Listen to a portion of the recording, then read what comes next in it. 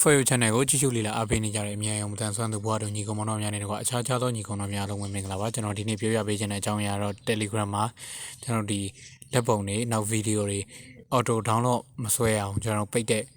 နည်းကိုပြောပြပေးသွားမှာဖြစ်ပါတယ်ဆိုတော့ကျွန်တော်အစီအစဉ်မစခင်မှာကျွန်တော်ရဲ့ For YouTube channel ကို subscribe မလုပ်ရသေးရင်လုပ်ထားဖို့နဲ့ Telegram နဲ့ Facebook တွေမှာလည်းတွားပြီး join ထားဖို့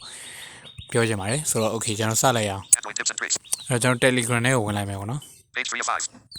Unit converter row. 2 steps Android. Translate. Telegram. Telegram နဲ့ကိုဝင်လိုက်မယ် Telegram. Telegram. ဟုတ်ပြီ Telegram နဲ့ကိုရောက်ပြီဆိုရင်ကျွန်တော်ဒီ screen ရဲ့ညာဘက်အပေါ်ဘယ်ဘက်အပေါ်ထောင်းကဒီ open navigation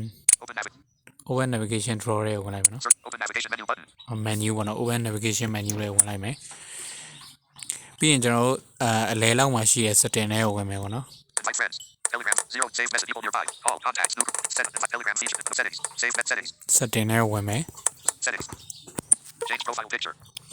ဟုတ်ပြီ setting တွေကိုရောက်ပြီဆိုရင်ကျွန်တော် data and storage တွေကိုဆက်ဝင်မယ်ပေါ့နော် Available. Settings unavailable. Notifications. Privacy. Data. Chat setting. Data and storage. okay data and storage တွေကိုဝင်ပြီးပြီဆိုရင် When using mobile data photos. Automatic media download unavailable. Automatic. When using mobile data photos. Videos. 2.5 MB. okay ဒီမှာ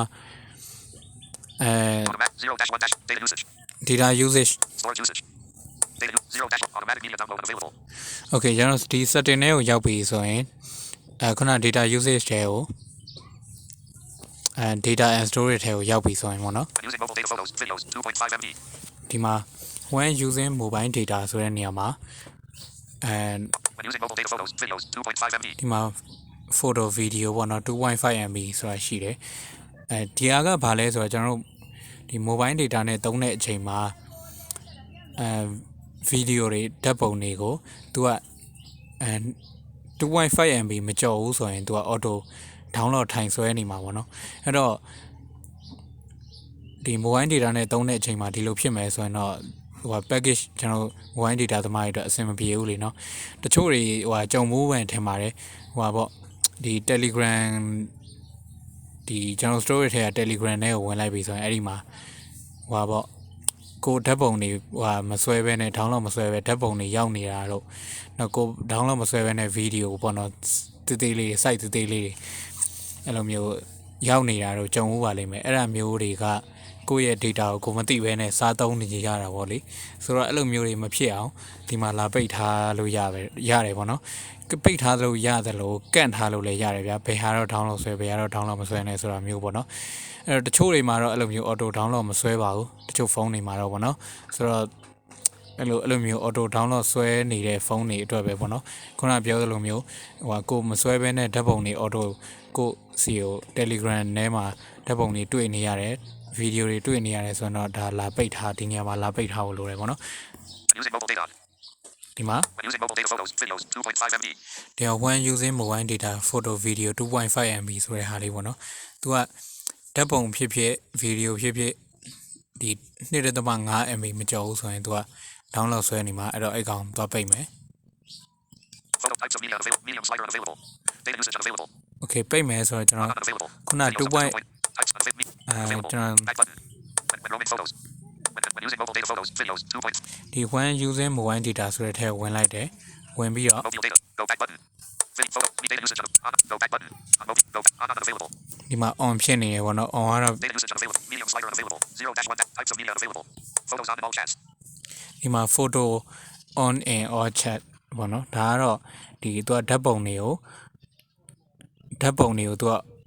auto download ထိုင်ဆွဲနေမှာပေါ့နော် auto download ထိုင်ဆွဲနေမှာခုနပြောသလိုမလိုကိုမဆွဲပဲဓာတ်ပုံတွေရောက်နေတယ်ဆိုတာမျိုးရဒါကြောင့်ပေါ့နော်ဒီမှာ photo on ထားတယ်ကျွန်တော်တော့ပိတ်လိုက်မယ်ပေါ့နော်ဘာလို့ဆိုတော့ကိုဒီမှာ Auto download photos. Save. Auto download. Checkbox check contacts. Auto download photos.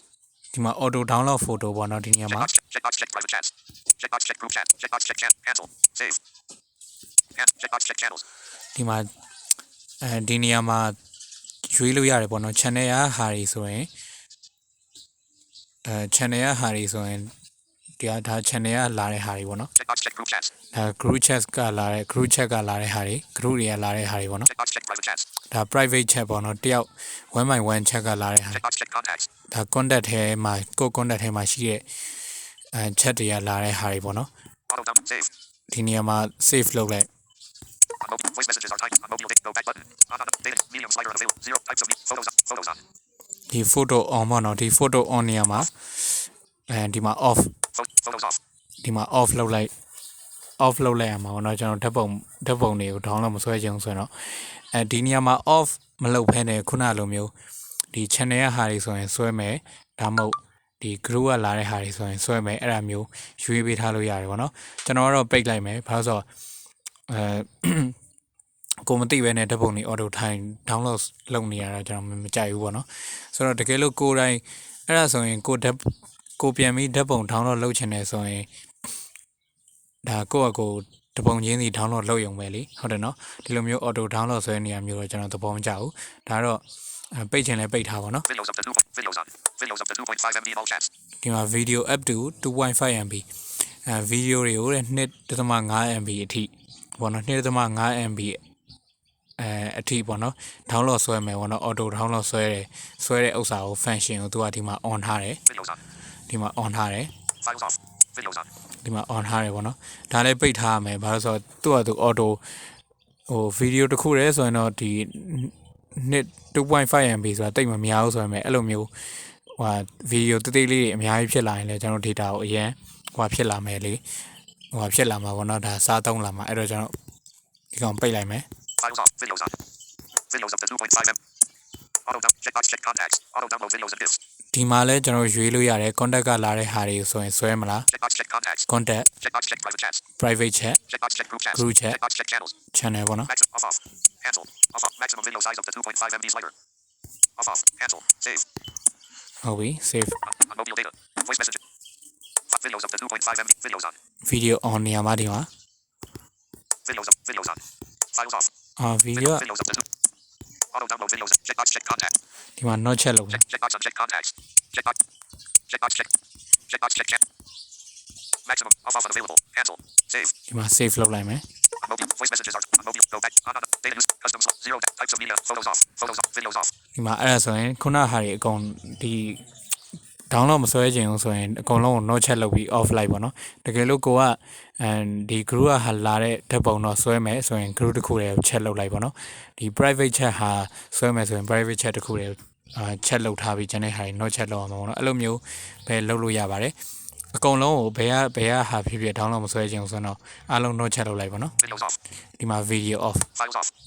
file off ပေါ့နော် file ကတော့ကျွန်တော်ပိတ်ထားတယ်အစားကလေးကဒါ file ကတော့ပိတ်ထားမှရမယ်ဒီ file နေ download ဆွဲနေ file က site ဘယ်လောက်မှလည်းမသိဘူးဒါ site အရင်များရင်များသလိုကို mobile data ကို auto ထိုင်ပြီးတော့ဖြုံးနေမှာပေါ့လေအဲ့လိုဖြစ်နေမှာ Voice messages on mobile data. Voice messages are tiny, so they are always downloaded automatically. ဒီvoice message တွေကတော့သူက site တိတ်လေးဖြစ်တဲ့တော့သူ auto download ဆွဲမယ်ပေါ့နော်ဒါတော့ပိတ်လို့မရဘူးဒါတော့ပိတ်လို့လည်းမကောင်းပါဘူးဆိုတော့ကျွန်တော်ဒါကတော့ mobile data မှာပေါ့နော်ဆိုတော့ wifi နဲ့လည်းဒီသဘောပါပဲ When connected on, when using mobile data, no media. When using mobile data, no media. When using mobile data off. ဒီမှာ when using mobile data ကျွန်တော်တို့အကုန်သွားပိတ်ထားလိုက်တဲ့တော့ဒီမှာ when using mobile data off ဖြစ်သွားပြီပေါ့နော် no media ဆိုပြီးတော့ဒါဆိုရင်ကို mobile data နဲ့သုံးတဲ့အချိန်မှာဟိုပါပေါ့ဒီ auto သူဘာမှ download မဆွဲတော့အဲ့တော့ဒီ voice message ကလွှဲရင်ပေါ့နော်ဆိုတော့အဆင်ပြေတာပေါ့ကိုကတကယ်လို့ဓာတ်ပုံလေးတွေတော့ဟို auto download ဆွဲစီခြင်းနဲ့ဆိုရင်တော့ဓာတ်ပုံကိုဖွင့်ထားလို့ရပါတယ်ဒါမှမဟုတ် video တွေကို auto download ဆွဲခြင်းနဲ့ဆိုတော့ video ဖွင့်ထားလို့ရပါတယ်ဒါတော့ကျွန်တော်ဟိုပေါ့ခုနလိုမျိုးကိုမသိပဲနဲ့ mobile data ကိုစားသုံးနေတဲ့ဟာတွေအတွက်ကျွန်တော်data လဲခြွေတာလို့ရအောင်တနည်းအားဖြင့်ပေါ့လေဒီ video တင်ပေးလိုက်တာဖြစ်ပါတယ်ဒီ wifi Connected on Wi-Fi. When connected on Wi-Fi on. ဒီ wifi နဲ့ကြတော့လေခုန setting ပုံစံအတူတူပဲဒါ wifi နဲ့ mobile data ပဲကွာတာပေါ့နော် wifi နဲ့ကတော့တိတ်ပြဿနာမရှိပါဘူးအဲ့တော့ဒီ wifi နဲ့ဟာတော့ကျွန်တော်ဆက်မပြတော့ဘူးခုနအတိုင်း setting တွေကအတူတူပဲပေါ့နော်ဆိုတော့ဒီ video ကတော့ When roaming on. ဒီ video ကတော့ဒီလောက်ပါပဲကျွန်တော် auto ဒီဓာတ်ပုံတွေ video တွေ auto download ဆွဲတာကိုပိတ်တဲ့နည်းလေးဖြစ်ပါတယ်ဆိုတော့အားလုံးလည်းအဆင်ပြေမယ်လို့ထင်ပါတယ်မျှော်လင့်ပါတယ်ပေါ့နော်အဲ့တော့တင်ဆက်စီချင်တာရှိရင်လည်း comment မှာလာပြီးတော့ရေးသားပေးလို့ရပါတယ်ကျွန်တော်ဒီနေ့ video တော့ဒီလောက်နဲ့ပဲအဆုံးသတ်လိုက်ပါတယ်